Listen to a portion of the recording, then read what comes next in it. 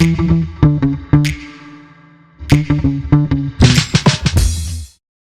today we have Lauren Yee, and here is why she is awesome. She's a keynote speaker, coach, and consultant as a cultivator of curiosity. Helps organizations with their DEI through mountaintop coaching and consulting. She's the co-founder and chief operations officer for this.us.now. I'm going to add a dot, even though technically that's not there. A professional education company empowering people and organizations to work with better information and more joy. I have a feeling that's going to have something to do with our conversation today. She's worked with organizations you may have heard of: Golden State Warriors, Google, LinkedIn, Netflix, Southwest Airlines, helping them to build community, establish inclusivity, and create psychological safety work environments where staff can flourish. And not for nothing, she helped grow the largest Lego-inspired STEM company in the United States. Oh, hello, Lauren. Hello there. Thank you so much for having Hi, me. I'm very excited. as am I. So before we got recording, you were like, good, worst, bad, worst. What should I do? So we have a question to ask, which I ask all my guests. It's always difficult for people because it's either something traumatizing or something that just changed everything. So I'm so curious to see where you're going to go with this question, Lauren. Have I built it up enough? Hopefully. So, What's your best or worst employee experience? we're going to go one of the best because I do feel like, there's a lot that sticks out of our minds, but it's good to remember the good things too. And those can be just as affecting to our Sure. existence. So, one of my best employee experiences was actually earlier in my career, back in the day when I was in interior design, architecture, project management stuff. Hmm. And it was one of my earlier career, like career jobs, if you will.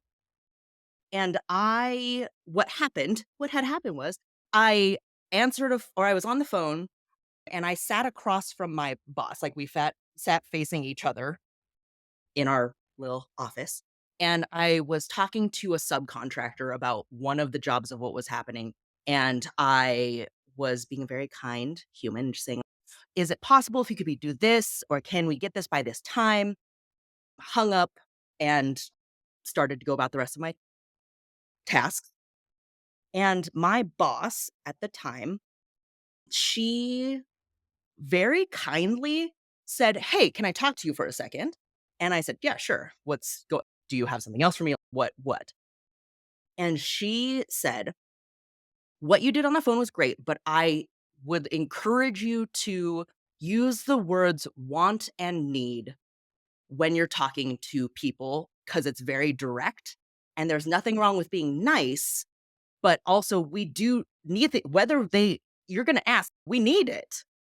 Whether you need it or whether you need it by this day or the next week or whatever, you can ask, but at a certain point, you also need to be direct with what you need," which I actually felt was really helpful for me because it was like a mentoring I was newer to the field of what I was doing, and also just a couple things. One, the fact that it wasn't like you did a bad job. It's you did fine and you can do better, which is something that has stuck with me to this day, I think. I'm like, we can always be better. Not that you can't ever reach a good thing, but there's always room to evolve and grow. And just the fact that I think for me being a younger woman in a field dealing with a lot of like construction, being on site with like hard hats and stuff, and dealing with older people, I was out of college. And so trying to be like, I'm dressed professionally and I'm a professional and take me seriously. And being with a lot of men and older people, trying to hold my own in the field and in that position, and being able to slightly change words to not be mean about it, but be firm and clear and direct in what I'm asking for, which is, I need this by this time. And you could still say, is that possible? Or can you do that? Like this, but this is what I need, or I want that moved over here on a job site. And language mattering and small adjustments mattering, and making adjustments does not mean something was bad, were a lot of things that stuck with me for now still. So that was one of my best employee experiences. And that's so huge because how rare is it for hmm, for someone just out of university, because we don't get those presence tips or that No. communication skill.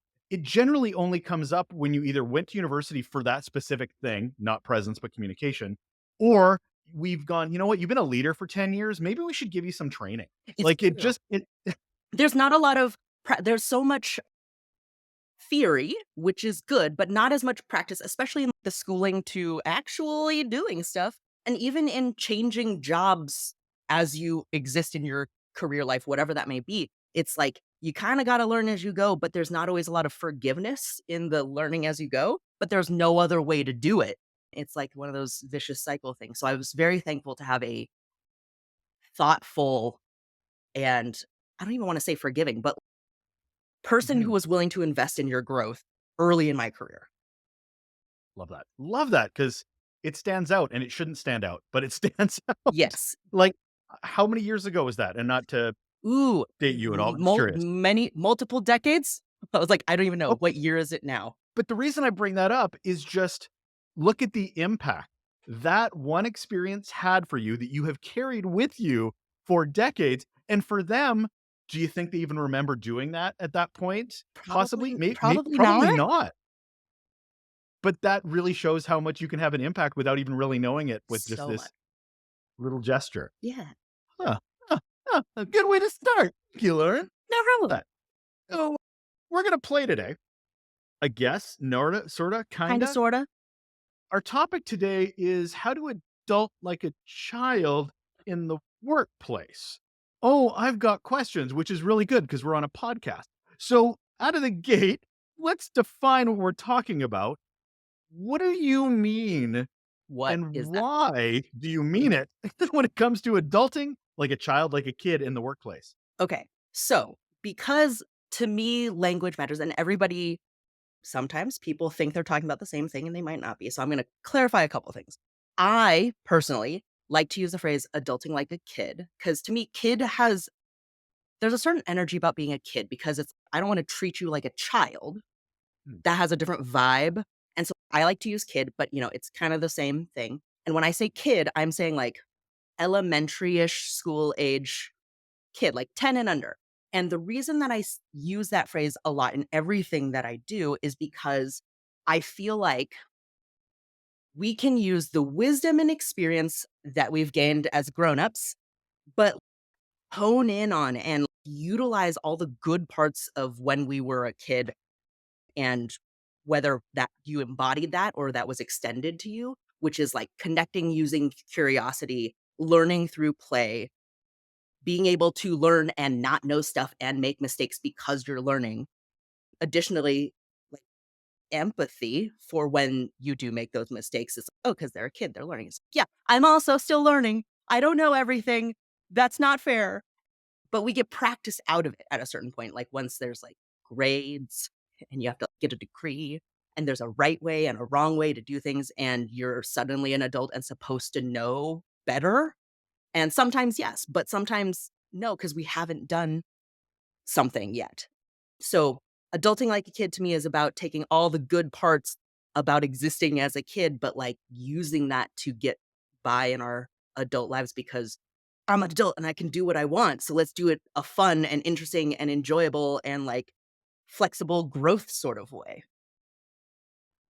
So, how do you bring that into a quote unquote, I'm going to use a word I hate a lot, professional I hate that word so much. Setting. Like you've walked through the door, you've turned on the computer, and this is a place of work, Lauren. It is a place of work. So, how are you showing up as a kid in that sense? Well, I think that there's a lot of ways that you can approach this, and it's all so much of it is individual. I will say to pull back for a second, play is a really hard thing to define generally for a lot of adults because we just think like recess, but it's that doesn't have to be what play means. Play can be like when you're present, engaged, invested in a thing, which sometimes is very obvious when you're like reading or like playing a sport. But also if I'm like super invested and like color coding and organizing and formulating this spreadsheet, ooh, that's one of my forms of work play. But it's hard because it's so individualized. So it like what I do that makes me present and enjoy the process or the result of the thing may be super different from what you find. Just like when we're kids, like maybe I liked the swings and you liked capture the flag. Those are really different, but they're both play. And so it is a little hard to determine because it can be a lot of different things. I think that one of my favorite things is curiosity. That's my favorite lens of play because you have to be present and invested for it to actually be curious, or you're just like going through the motions, like, how's it going today? Do you care? Like, there's scripted versions, but there's like actual investment in what you're interested in or curious about or want to know more about and understanding. And I think that having that sort of I almost wanna call it a tool in your toolbox to lean into curiosity can help you build relationships. It can help you, understand so much individually, interpersonally, and community-wise. I mean, I guess, like, if you're in an organization, how things work, and a lot of times we make a lot of assumptions, and so being able to lean into that sort of, like, childlike curiosity and not being ashamed of not knowing an answer can be really helpful in scary, but unexpected ways. I can see this from a personal standpoint of a shift of mentality, a Yeah. shift of mindset in how you're approaching it. But what is the benefit for an organization to foster, nurture, condone, support it? I mean, to some degree, I think that if I had to reassess, like, what curiosity is without being like Webster's defines whatever, but it feels to me a lot of it is about wonder and understanding for any age. And as an adult, I do think wonder is hard because we don't have as much like magical imagination wonder in the same way, but you can like wonder about stuff like in a questioning way, like who, what, when, where, why, how. I also say, huh, is like a bonus one because sometimes you don't really know why you're interested in something. You're like, that, what you said was interesting, but I don't even know what to ask yet. So there's the questions, wondering part, and then it's about understanding. And I know that in the past, I feel like a lot of the job work has been like, you have your job, you do your job, you go home. And that is still real. We need it for a paycheck. People need to do the job, but so many more people, the shift in, I'll say, let's go with generations. People care more. They're not the cog. They don't want to be the cog in the machine generally, most of the time. Yes, you need a paycheck, but like you want to feel valued, have meaning, purpose, understand what you're doing, and if a organization or leadership or your direct supervisor or your team that you're on don't show that you have value or they have interest in what you're interested in, there's a lack of a relationship and a lack of just I don't even want to say just trying. That feels aggressive. But it's not like you have to be best friends with the people you work with. It shouldn't be a family. It can be a team. But at the same time, like, if you have no relation you can't have trust, there's no communication, or there's, like, the minimal amount of communication, and there's so much that you're missing out on in terms of understanding the other way, and that in turn can again, all those things, relationships, trust, communication, can affect retention and attrition, which are a huge thing on both sides. Do I wanna Mm. stay here? And also, it takes so much effort to hire and recruit and train new people. So it's a loss of understanding on both sides because you don't know what you don't know, and you'll never know if you don't ask. And there's s- I'm saying a lot of things. I'll take a breath in a second, but I feel like so many organizations that I've either worked with or also at some point been a part of, there's such a huge gap in the understanding. Even if someone came up through the ranks, once you're in leadership positions, the people who are doing the front facing groundwork, whatever version of that, what sometimes is this is the policy that's going to happen. So many times, everyone who has to perform and execute that policy is like, there's no way this is gonna work how you say it. There's 12 reasons off the bat why that's not possible. But if nobody asks or nobody gets investment or gets buy-in, you're kind of just like at odds forever and missing out on so much progress. And harmony feels very like soft, but I mean it in a like cohesive, unified way. A lot of words. And there needs to be so much psychological safety for that to happen. Because so my mind immediately goes to my partner has a 9-year-old, Mhm. and she will turn to me and go, "So can you take me to Disneyland?" Like, just bold-faced out of the blue because obviously mom has said no way too many times, but I'm a new face, so I get to be the blunt of this new question. So I'm looking at that mentality of just out of the mouth of babes kind of thing, out of a Mhm. kid's mouth to ask a blunt question that it didn't hurt anybody.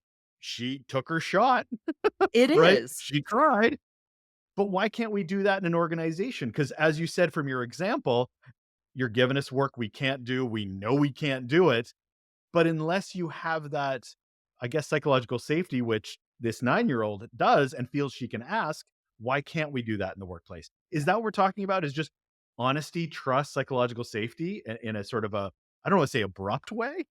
Yeah, yeah, I feel like the current buzzword is like the radical honesty, but it's kind of true because it doesn't feel so many people feel like they can't because there's so many power dynamics at work that it kind of is up to leadership, authority, supervisors, whoever to prove it that you can come to me. I feel like a lot of people will say, "This is the thing we're doing. Does anyone have any questions?" Which is very Mm. open, and the people on the other side are like, "I don't wanna tell you all the reasons why that's terrible." And so you kind of have to if you have the power, and you have power regardless of where you are in an organization, maybe not as much like authority to change policy, but like you have more power than you think. Like you can ask questions, you can work within the circles and relationships that you do have touch points with. And it's not just asking the general, any questions or comments or thoughts, because that is, I have open door policy, but no one's walking in. So it's a very general question. So you do have to ask, okay, what makes you excited about this policy change? But it could also be like, does anyone see any problems with this? Or do you have any asking the questions that will that you're direct being direct, just like my good work examples. Be direct. Like, I want you to tell me what poke some holes in this because we want it to work. And I'm asking you to tell me what's bad about it. So you really have to get direct and show and prove that it's not going to be a like retaliatory, you said something bad and now you're going to be punished sort of thing. Because that, even if you've done nothing to show that, because of power dynamics and you hold someone's ability to have a paycheck, you have to kind of prove it and practice it and start smaller to build that psychological safety. Of Yeah, absolutely. So you've worked with organizations, you've helped them adult like a kid. Mhm. These are some pretty big organizations, organizations that may have varying subcultures and cultures of productivity and so forth. So adulting like a kid might not be, why did my voice just crack? I don't know. Maybe it's the It's the kid kid in comment. you. It's the kid in me. I'm going back to puberty for this. So you're in a tangible situation. What is the aha moment for the organizations going, "Oh, no, this is a thing that can work here." Okay, so here's where I think specifically adulting like a kid, and I love curiosity, that's my lens of it, but all of it or a lot of it comes from learning through play. And to me, this is just because play can be a little bit disarming because a lot of adults have not played. And when you get them to play, it does a couple of things. One, gets them out of their heads of what assumptions they have about what I'm supposed to be learning in this training or workshop. No, we're going to play with Lego. We're going to play and we're going to draw something. And so they're in a different mindset than if they're like, I'm in this training about leadership development.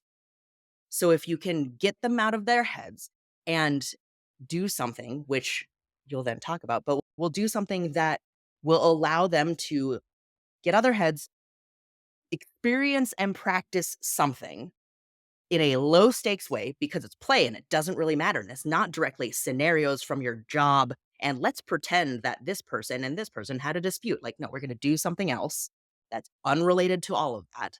It's a low stakes practice that then you can relate that how they walked through that or how they experienced that to generalize it to the workplace because we get so tunnel visioned and practiced and scripted and things. And I think that the play being adjacent, kind of like a parallel practice process, allows people to experience the thing to be able to be like, oh, I can see where I might have done something kind of wrong, but because it was a toy or a drawing or doing something out instead of risky with my job, it allows them to regeneralize that practice in a less scary, less attacked feeling defensive way. It's so funny when you use words like play versus leadership development. I'm literally feeling and hearing in my head all these connotations and all this expectations that comes with leadership development versus play. I have no expectations and no parameters around it because I don't know what the hell you're talking about. And Yeah. that's exciting. Yeah, and I think that that's kind of the point is because, again, it's because we are so practiced. We become adults and there's a right way to do things, and this is how you work up the corporate ladder or whatever, and now I'm a manager and professionalism and whatever that means in whatever organization you're in, and it doesn't really just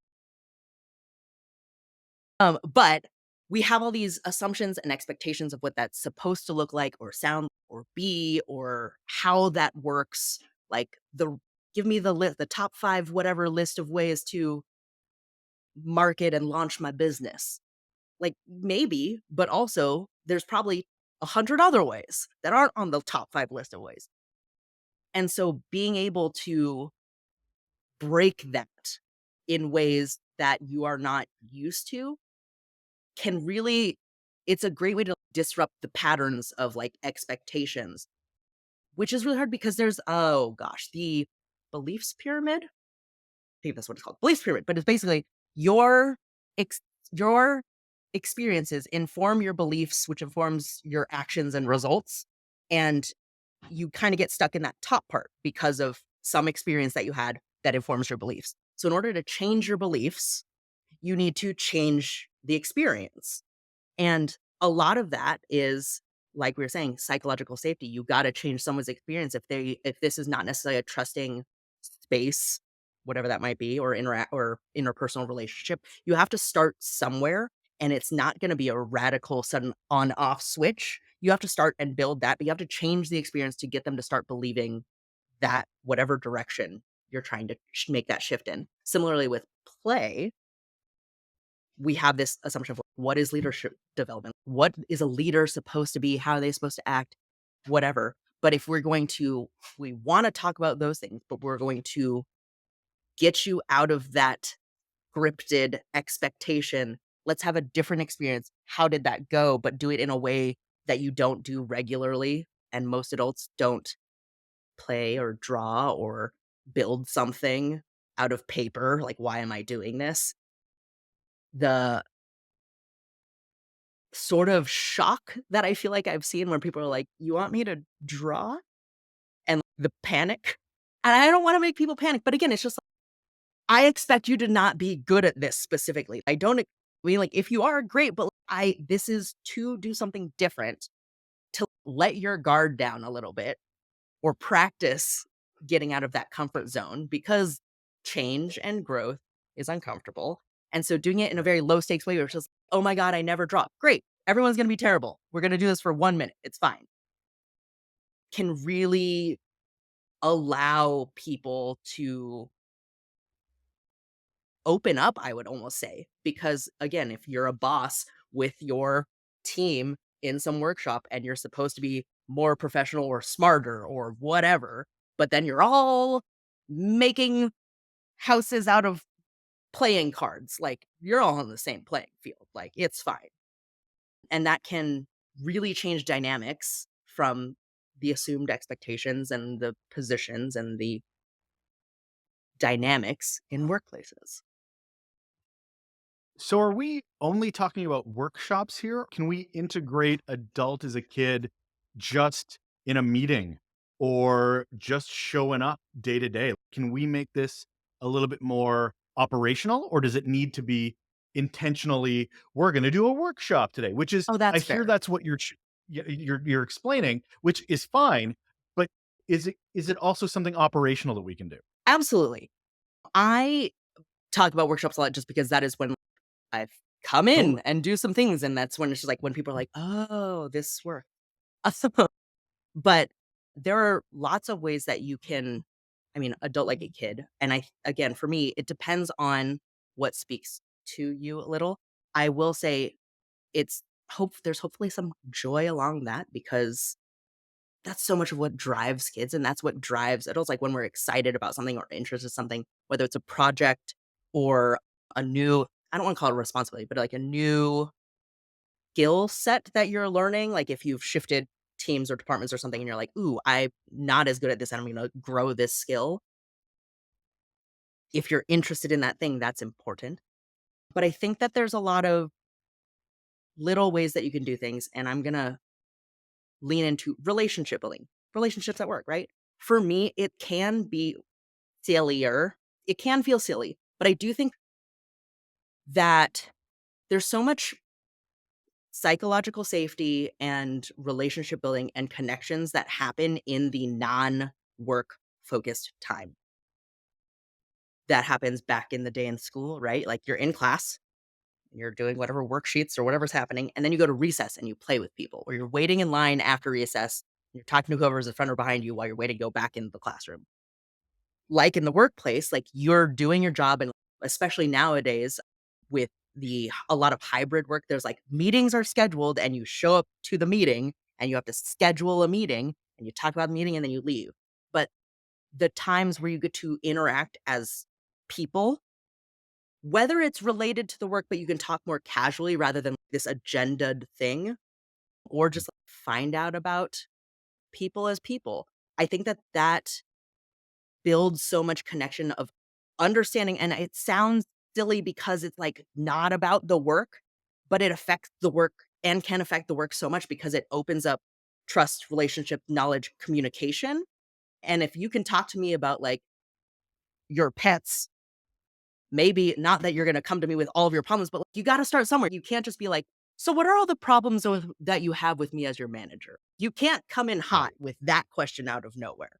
But if you have talked to someone and gotten to know them, and again, not that you have to be best friends, but having space to get to know people in a different way so that they feel like they know you and can come to you with some out of the blue issue that maybe you should know about, but they might be a little scared, but they trust you in this relationship that you've built, which again, it doesn't have to be a deep, we're going to be besties forever relationship, but that starts small.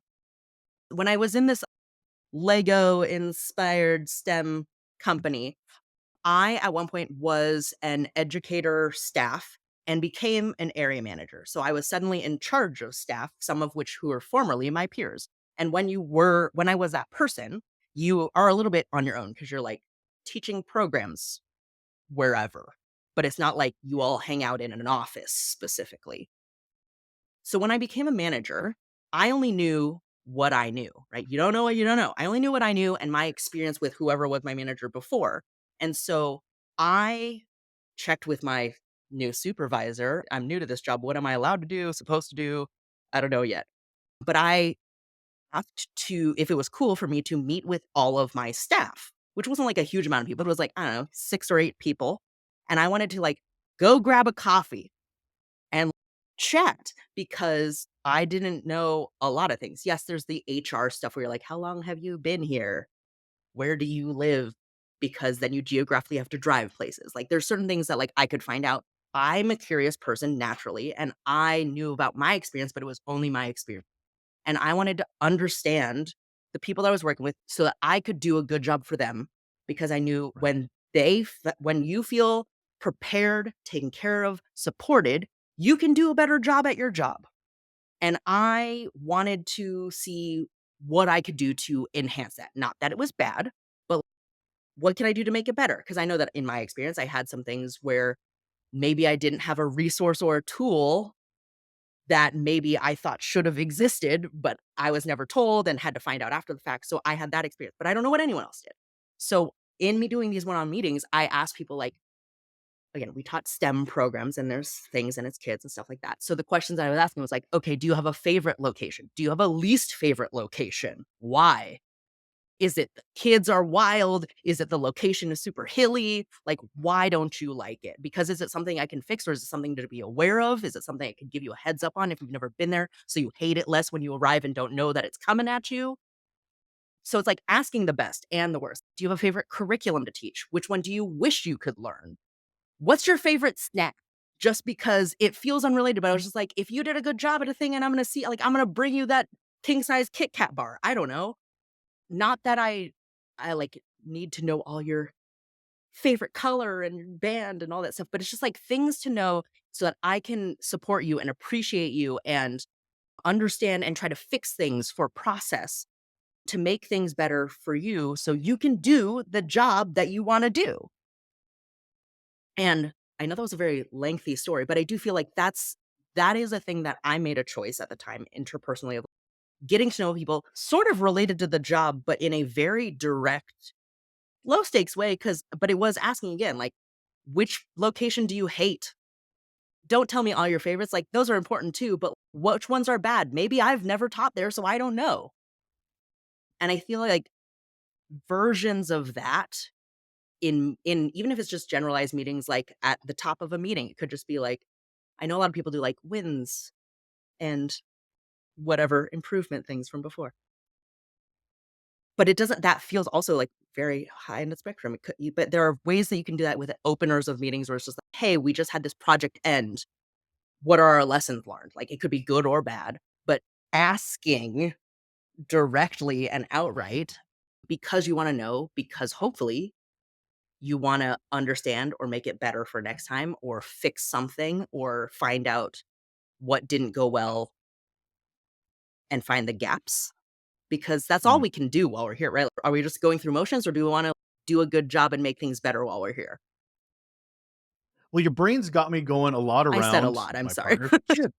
Oh, good. You got the brains moving. So the thing is again, I live with a kid who's 9, Mhm. and she is a curiosity engine. Love it. Like I will bring up one thing, and she will have so many questions about that one thing that I didn't even realize could be an angle of which you take that question or down that rabbit hole. Mhm, But the thing is in the work environment, people want to share information. mhm. They like helping people. They like looking smart. They like being valued and feeling like they're valued. So I can see questions being so valuable, not to the point of being annoying, not saying 9-year-olds are ever annoying. Those Never. are they're angels. Angels, angels. Um, but to have that much curiosity because I can tell you when I started in a role where it was very technical. Mhm. I'm not a technical person. I'm people person. I'm leadership. I'm communications. I am not technical. So all I was questioning because they're smart. I'm dumb around this particular topic. Yeah. So I want to be a sponge so I can best represent them Mhm, so that I don't look like an idiot the next time I pick up the phone call or send an email to them. mhm. So it's all about questions. Yeah. So that leads me to my next point, which is you've done facilitation, you've helped organizations. You've touched on this. How do you handle inclusivity? How do you handle diversity in those situations? Because how you handle adult like a kid to a boomer might be very different to, a millennial or a Gen Z who's going, I was a kid 10 years ago. I'm not, it hasn't been that long for me. So, how do you approach that level of diversity with kid stuff? I might have to ask for a little more clarification on this just because I'm in the sense of just who like, who's in the room and what that means to them or how long Totally. ago it You was. go into a room, "Hey, we're gonna teach you to adult like a kid." You got a 65-year-old white male over there. You've got an African American 22-year-old over here, they may see the world differently. They may approach those 2 words might be triggering to them in some particular way. This What is do you mean? true. You know? That's fair. I think that this is where I am a person who does many things, much like a kid. I don't make me choose. I like a lot of stuff. And so I feel like adulting like a kid and like the idea of I think a lot of people could benefit from adulting like a kid is kind of like an umbrella, but it is about specificity to some degree because it's kind of just like, I want to be good at coding. And you're like, okay, there's a lot of different, like, what kind of code and what's the application? And like, this is also, I was like, I don't know much about code. I don't know why I chose that example, but it's a big thing. And so being able to know what we're talking about to focus in the example, like curiosity and questions and why and understanding, if we're talking about how you can use that in the workplace and as again a focused part of the umbrella of adulting like it, one of them being curiosity. But again, curiosity is about like communication, follow. There's a lot of sections of stuff. So being clear on what we're talking about because it is a big subject and we want to make sure we are talking about the same thing. So getting to a small enough topic that it makes sense. You mentioned the thing about 9-year-olds and younger asking why. You know, it's like the 4 or 5-year-olds like, "Why? Why? Why?" That is a very real thing that curiosity as a sort of flowchart part of adulting like in. Curiosity is a section of it, and part of that is asking the questions with the intention of understanding, not about winning. It's about understanding a situation or a topic or, whatever the thing at hand is, and I think that being able to hone in on that topic is much clearer regardless of who you are, like asking questions for understanding. It's not a, "What do you mean this happened?" That's a question, but that tone and the proving part feels aggressive, leaning into those who, what, when, where, why, how questions. The who, what, when, where are very factual, right? So, okay, who was involved with this? Where were you? What happened? What do you think happened? Gathering all the facts and information. But the how and the why, I feel are the parts that are about understanding and moving forward. A lot of this is about moving forward. And I think that I, while like the topic of adulting like a kid doesn't always mean a lot to people, but because it gives me a lot of flexibility to play with a lot of those things in there. But in this way, like people understand questions. Like people ask questions all the time. And those different people in a room may come up with different questions, which is extremely important because you don't know what you don't know. And there's other perspectives that you may never stumble upon if you don't ask those people or if you don't invite them to answer questions. But I do think that asking those questions for a purpose of understanding and moving forward is something that anybody can understand regardless of age, like age and generation or like demographic experience growing up. I think that not everybody had a playful childhood necessarily, but the idea of when you have that childlike experience and kid-like lens of things is something that people can understand. Even if you had it a long time ago, maybe didn't exactly have it, but you know what I'm talking about, and the aspects of that can be utilized by anyone, whether you it was recent or not, or whether you had it or not. It was very long-winded and roundabout explanation, but it's because it's, like, very rarely and I'm like, "We're gonna adult like a kid," because that doesn't mean a lot to people, but when I'm introducing a lot of what I do, I'm like, playful, professional, personal development. It's about adulting like a kid, which involves this and this and this and this. It's hard to address as a whole because it's a lot, and you can't just switch everything. You gotta baby practice steps. So, it's usually being talked about in a much more focused, specific way when you're in an actual room talking with people. So how did they get it wrong? I mean, if you're coming into an organization to help, where do organizations make assumptions about this different way of looking at work? Do they look at it as a checked box, or do they look at it as, "Oh, no, this is how everything's gonna be moving forward"? I feel like a lot of leaders could go, this sounds like something we should try this quarter, right? As opposed to maybe this could be something we should be embedding into our culture, that sort of thing. So, how have you seen or heard that leaders are maybe not understanding the benefit of this?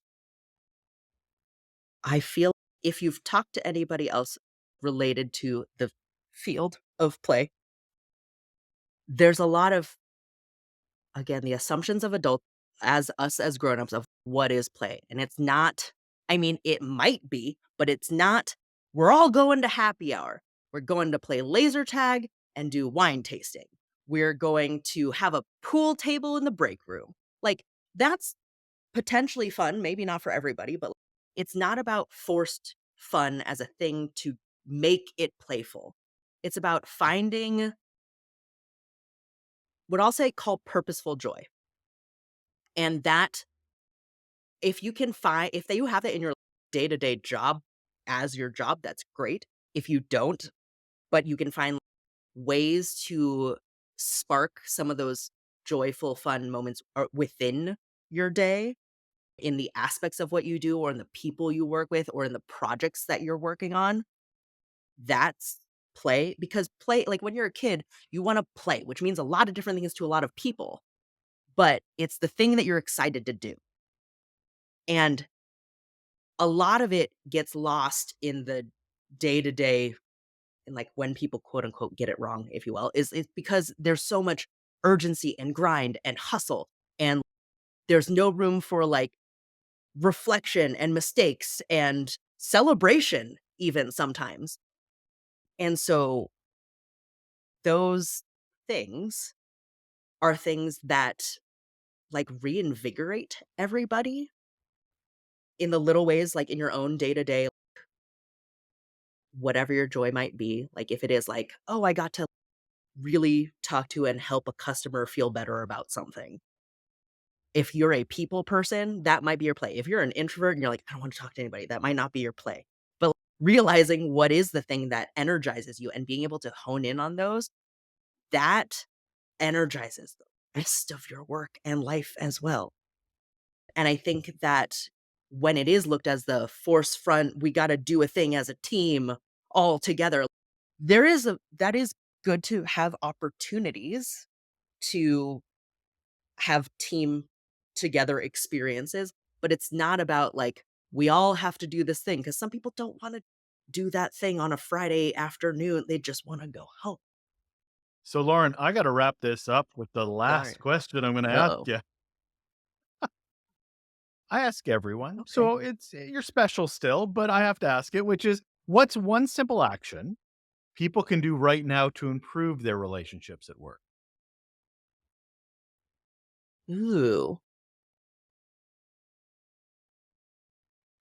This feels like such a throw. I'm just like, ask more questions. That's so general, but it feels very real. And I will say again, with the idea of curiosity being interested, you have to be interested or you're not actually curious. So it's what you're Right. interested in. So being aware of what you're interested in, is it like you really want this to get this project done on time or something for this client in this vague example. So if that's what you're interested in, ask more questions and it's related to that, but ask multiple people, not just the one person doing the thing, but other people related who might be indirectly related to your project. But ask more questions related to whatever you're interested in.